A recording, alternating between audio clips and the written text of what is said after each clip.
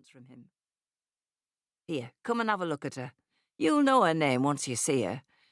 I can't think who she is. I think they farm up at High Windskill." Archie opened their bedroom door and urged Charlotte to look out of the window to view the courting couple. She pulled back the heavy drape of their bedroom curtains and sneaked a look at the pair sitting on the metal seat that encircled one of the beech trees in the immaculate gardens of the manor.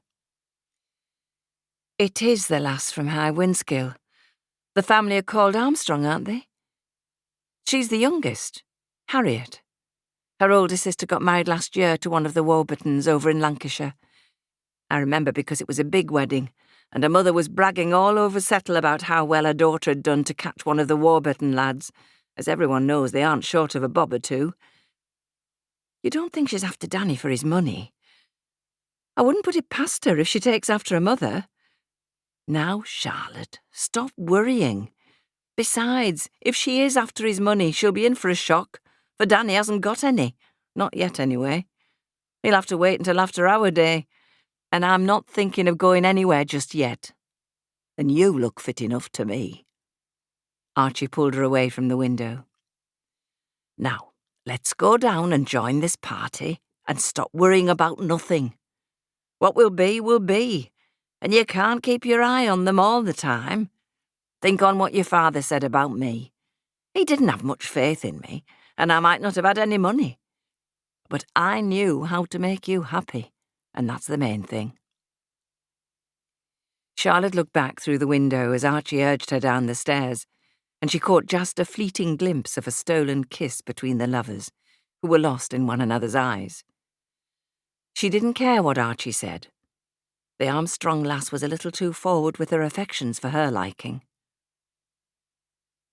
Archie and Charlotte walked down the sweeping staircase into the hallway, smiling at the throng of elegant, well-to-do people who were attending the prestigious event.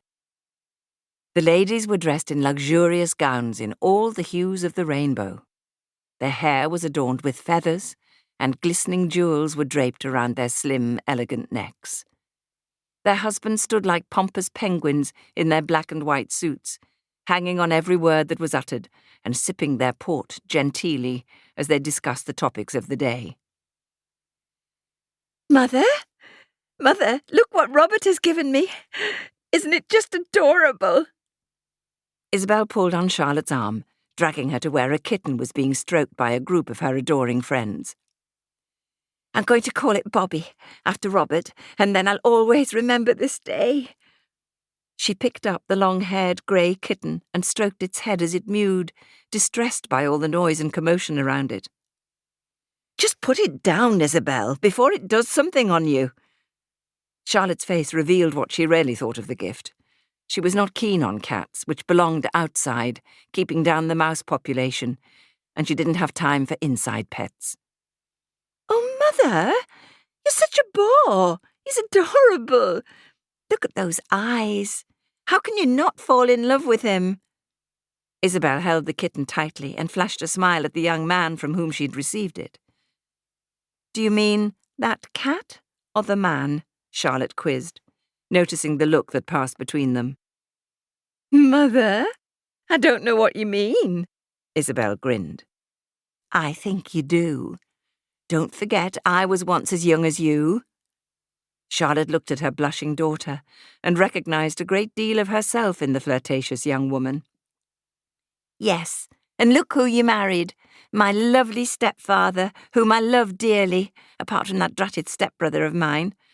Have you seen him with that awful Armstrong girl? She's so common, Mother, and she's simply throwing herself at Danny." Isabel petted her kitten. "When I find my perfect man, he's going to be wealthy, with excellent manners, and a brain, and like that ninny." "Both your father and I have noticed her infatuation with your brother.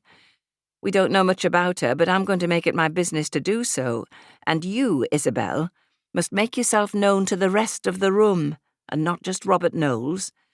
There are some very eligible young men here.